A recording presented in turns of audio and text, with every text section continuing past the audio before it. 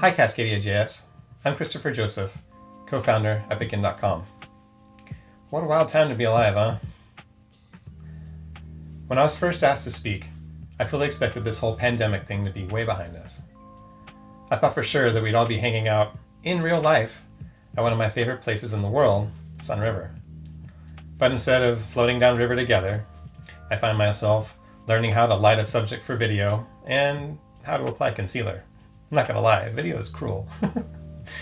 But one thing that got me through this process was putting up the group photo from CascadiaJS 2019, as it helped me remember that we're still a community, even if we can't be together. So no matter how uncertain the future is, and how intense the recent past has been, just remember that this moment, right now, is a gift. So thank you so much for sharing this moment with me. On to the talk. You might not need a build step. Motivation for this talk comes out of my own experiences and frustrations building full-featured web apps. At one point, I found myself dealing with tooling issues more than customer-facing ones. And it seemed like the only solution to these tooling problems was more tooling. Not to mention that as my app grew, so did my build times. I found myself longing for the days where my build merely consisted of refreshing a web page. So I asked myself, how much tooling do I actually need to deliver this love to customers? The answer may surprise you. During this talk, we're going to take a look at build steps, underlying end user benefits, and an alternative approach that, if nothing else, gives us some more options when building with the latest and greatest features of the modern web. But first, let's do some level setting. What is a build step? Well, generally speaking, a build step is a script that you run to process your project's files before publishing them to the web. When talking about modern web applications, a build step can be employed to do all manner of things, from transforming code to generating icons. We're going to take a look at some common build steps and see what end user benefits they give us. The first use case that comes to mind for a build step is transpiling, or compiling one syntax of source code to another syntax of source code. It sounds weird when I say that out loud. Well, that's right. One of the original use cases for transpiling was sugaring, or syntactic sugar. The idea being that a developer would appreciate a new syntax that when compiled could output more verbose code that could be tedious to write. Or it could help mitigate user error due to common JavaScript pitfalls. All of this in hopes that it would boost developer productivity and, maybe their mood too. I can tell you that for me personally, that just wasn't the case. Another very legitimate use case for transpiling was enabling front-end developers to finally have access to a widely available module system via Node Package Manager. JavaScript shipping without a module system greatly limited the amount of code sharing and reuse that our community could partake in. I mean, there were always ways to share your code, but there was no guarantee that the modules that I was writing would work with the modules that anyone else was writing, and everyone kind of had their own way. Now, with transpiling, we could transpile common JS modules from Node that only ran on the server to ones that would run in the browser. That was a huge deal. Transpiling also inspired a great idea. We could use a transpiler to try out proposed JavaScript language additions before they ended up in browsers. Enabling developers to try out proposed JavaScript features took the standards conversations from working group specifications into the "hey, your little tip-toppers" JavaScript developers everywhere. One unexpected outcome of this was that developers loved these new features so much that they started using this transpiled code in production long before they were generally available in browsers. Oh, actually, no, that's not quite ready to... It's okay? Are you sure? Oh, all right. Oh, yeah. No, it's fine. It's fine. Go ahead. Yeah, just... Really? Okay. This made transpilers so commonplace that today, almost every front-end framework requires a transpile step before being able to run in the browser. Finally, no talk of transpilers would be complete without mentioning one of the fastest adopted transpile languages to date, TypeScript. TypeScript adds type checking to one of the most ubiquitous dynamic languages in the world by adding type definitions to its syntax. These type definitions, when run, will give developers a useful error if the code does not strictly adhere to the intended types. So to recap, the end-user benefits of transpiling are not entirely clear. Well, to be completely honest, it's not a direct end-user benefit. The users of your app probably don't care what you use to build it. Just like I don't ever want to know what goes into hot dogs. Like, ever. You could say happier, more productive devs, but that wasn't always the case for me. In my personal opinion, the largest gain from transpiling was enabling front-end developers to use a JavaScript module system. The next most common build step is probably a bundler. A bundler is a script that traverses a dependency graph and combines all of the required code into a single file. Using a bundler allows me to write my code in reusable modules and then stitch them together before sending them back to the browser. Bundling dependencies together cuts down the amount of HTTP requests required to load your site, but at a certain threshold, requesting too large of a bundle will negatively impact page load speed. So, instead of loading all of the JavaScript for the entire site, bundlers added bundle splitting to keep bundle sizes down by only combining the necessary code for a single page. Bundle splitting also allows us to split out shared code into its own bundle for subsequent pages to reuse it. What are the end-user benefits of a bundling step? Page load speed performance, by minimizing the amount of network requests required to load your site. You'd be surprised at how quickly milliseconds of requests add up. Which brings us to the most crucial build step for static assets, fingerprinting. But we can't talk about fingerprinting until we talk about how caching on the internet works. Remember how we talked earlier about response times adding up? Well, the fastest response time is always going to be the request you don't need to make. Caching a response, or storing a file for the next time it's requested, adds an extreme performance boost to your site. Caching is so useful, in fact, that most responses get cached multiple places along the way to the final cache in your browser. A file can be cached in the browser, the network, your server, or the CDN. There's some other places too, but those are the most common. Caching is great. We request the file once and it gets cached all the way back to the end user, meaning that a cache miss at one hop doesn't require a full round trip to the origin. But what if the file contents are updated? Then what? If you said invalidate the cache, you'd almost be 100% correct, but not quite. There's one entry on that list that we have absolutely no control over, and that's network caching. Companies add network caching to cut down on latency. If one person on a network requests a file, everyone else on that same network loading the same content can benefit from the asset stored by a previous request. But what if the file contents change? Then what? Well, I'll tell you what happened to me. All right, so I launched this site that I've been working on for months, and a user reported a bug pretty much right away. So I deployed a patch as fast as my sweaty little hands would move, and the user never got the update. We kept asking him, like, refresh, refresh, it wasn't working.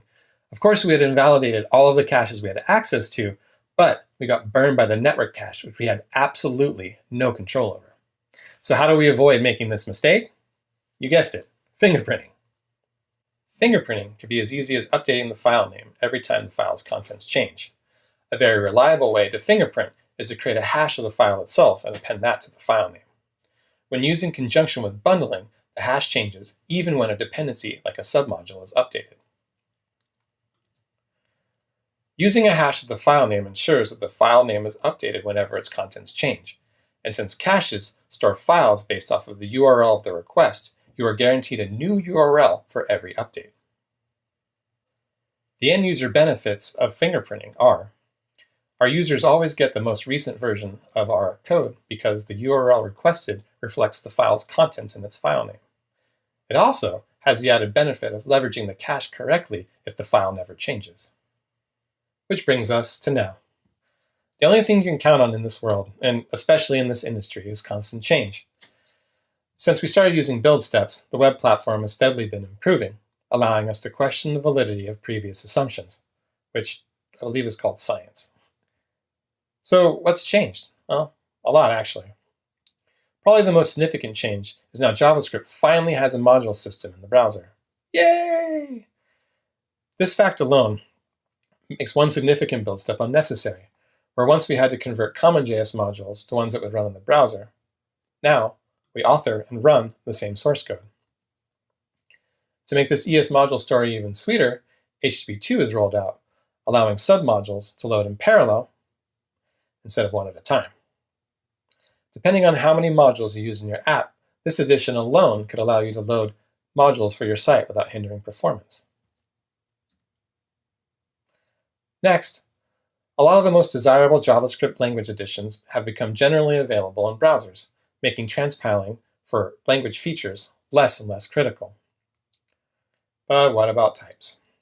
Well, type checking was never enough of an incentive for me to rewrite everything, and the fact that it compiles down to plain old JavaScript at the end of the day made me want to just write my own JavaScript. With that said, I'm more than happy to use TypeScript.js doc support to augment my linting to reflect types. Better documentation is incentive enough.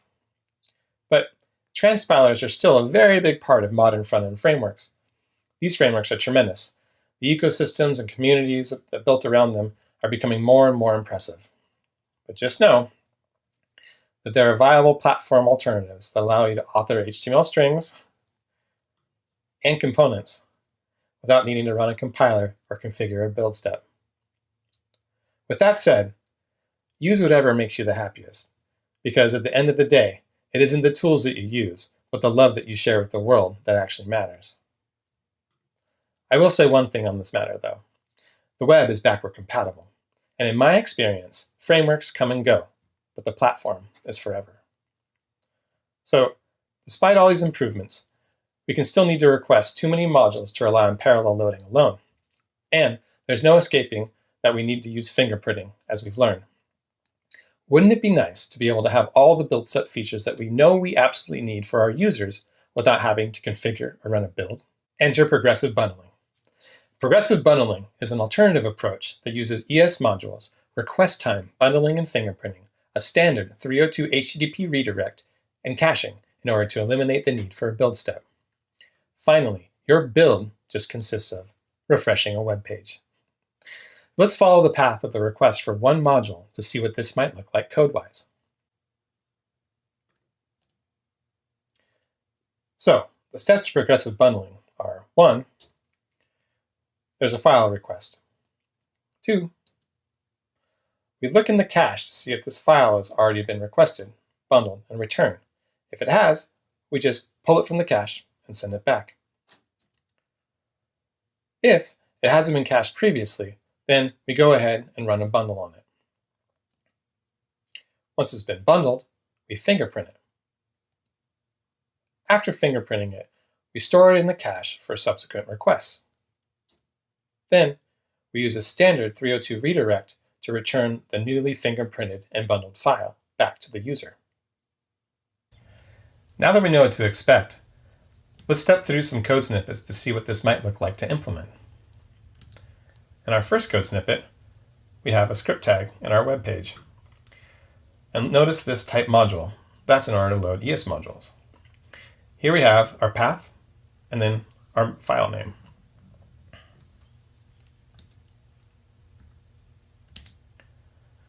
In this snippet, we're actually inside our Cloud function at the modules endpoint. You notice we're trying to read it out of the cache. If it had been fingerprinted and bundled earlier, it'll be there waiting to be returned. If it is there, we go ahead and return it directly. If it's not, we go ahead and bundle the file, fingerprint, and then redirect. Let's look at what a bundler looks like. Pretty simple, huh? Just reads it off of the disk and then runs it through rollup. Look at that. And returns it in ES module syntax. What's cool about this is because bundlers don't have to do so much anymore because they're not converting from CommonJS or other things to a module format that the browser can render. It can execute fast enough to run inside a Cloud function. Pretty sweet. I'm sure there's other transformations you could do in a Cloud function, but that's up to you to try. In this code snippet, it looks a little more intense than it is, but all this is doing is using Node's built-in SHA-1 to hash the contents of the file And then it's just taking the first 7 digits off of that hashed content. And then here we are getting the file name and the extension. And then we just piece them back together. Put the file, a dash, the hash, and then add the extension and send it back.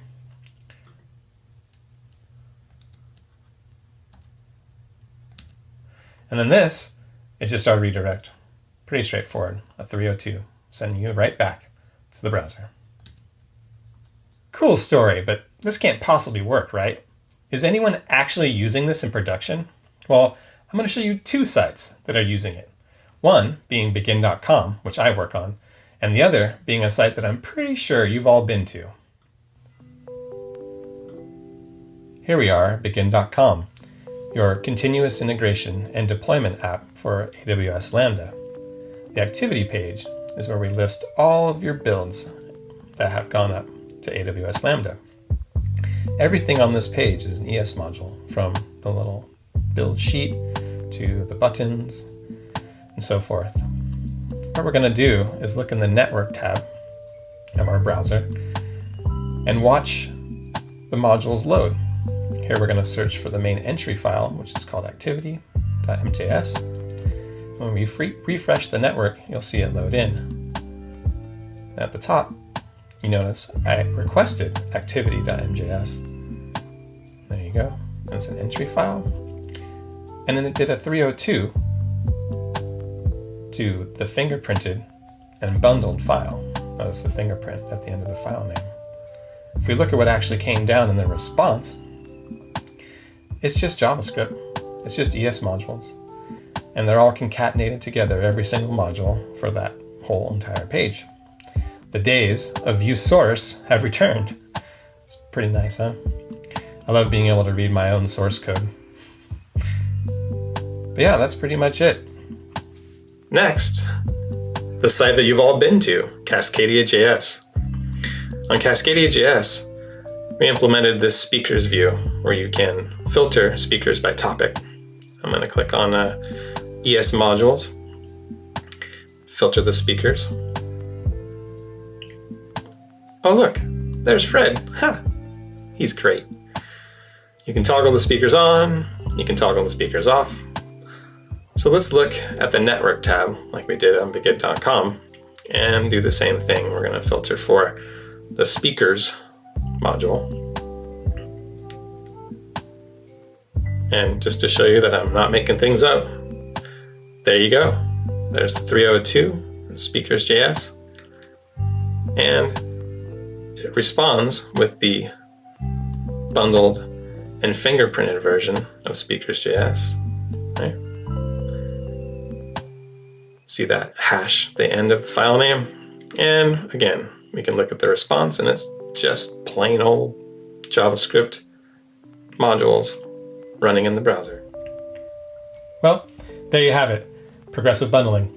Rebuilding the web, one refresh at a time.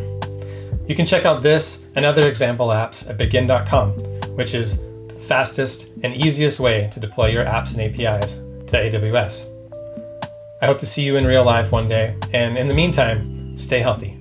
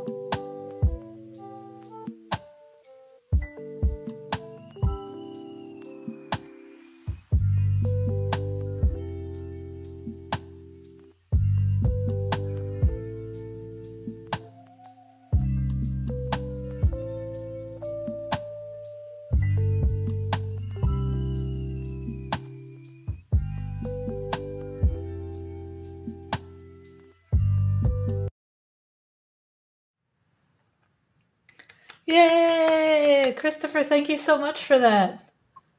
I was kind of Thank you. jamming to the slow tunes after that. That was great. Thank you so much. And I think everybody loved your like pointer of yourself as you were pointing out the code. I feel like we need to get a green screen of you doing that so we can apply that to every tutorial from now on. Or someone more So we do, interesting. yeah, of course. Anything. You'll just see it plastered on every single thing now. So we do have a few audience questions that I want to make sure we get to. So the first one, what are some of the best tools you've seen or the tools that you prefer that help build custom elements that you would recommend? I'm doing it without any tooling right now. And the new version of the Begin marketing site actually has just plain custom elements and backed with web components.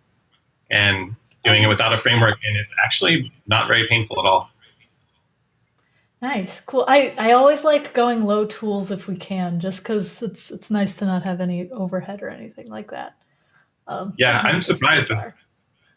yeah, I'm surprised there's so many static websites right now, and they're so great. But I'm curious why people aren't building them with web components, because they're kind of made for that, augmenting a static site. They work really well for that. Right, for sure.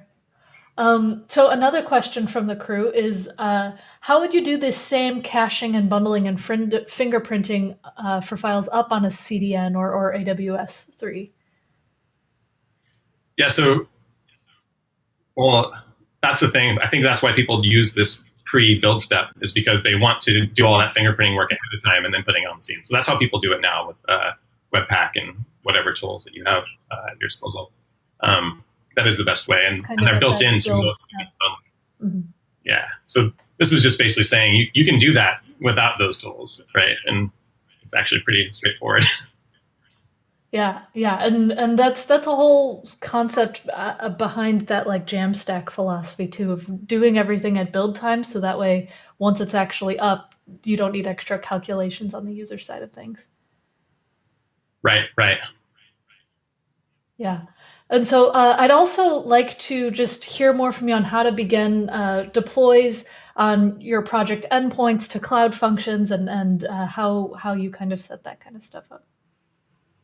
Oh, yeah. So under the hood, Begin uses an open source project called Architect. It's at arc.codes is the website. And what that does is you basically set up an app manifest file that just looks like a router, like you're used to, either a front end router or an express router. And it specifies, what your endpoints are. And then when you put your code in the correct folders for those endpoints, it deploys them to a Lambda function individually. So it's all separate that way. But it looks like one project on your local machine. That's so free. That's so fun. I like it to be. I feel like that would be really powerful for mono repos and stuff. To be able to have that separation while still deploying everything at once and stuff. Yeah, yeah, and the idea of being able to work on something locally, but then have it be deployed to cloud functions is it's still kind of hard in some ways. This project that we've been working on in the open makes that really easy. So you can have a local dev that feels like what it's going to be when it's on the individual lambdas. Yeah, that's awesome. Well, thank you so much for your talk again. People were again laughing at the whole pointing thing, but also really appreciating just how useful the information was. And so, thank you again so much for being here. Thank you. Great. And up next, we have April speaking. Let's go.